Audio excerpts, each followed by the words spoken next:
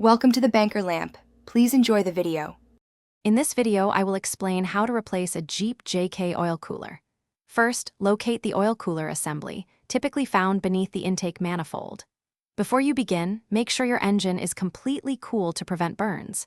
You'll need a basic set of mechanics tools, including a torque wrench, various sockets, and a drain pan.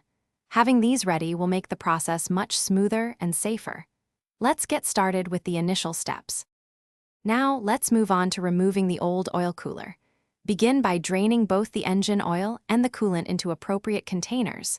Next, you'll need to carefully remove the intake manifold, which sits directly above the oil cooler. Take your time with this step, ensuring all bolts are accounted for. Finally, disconnect any hoses and electrical connectors from the cooler itself, preparing it for removal. This careful approach prevents damage.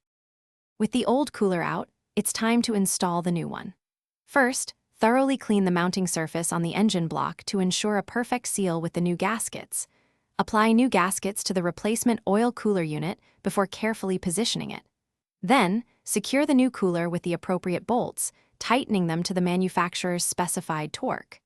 Reconnect all hoses and electrical components, ensuring they are snug and properly routed.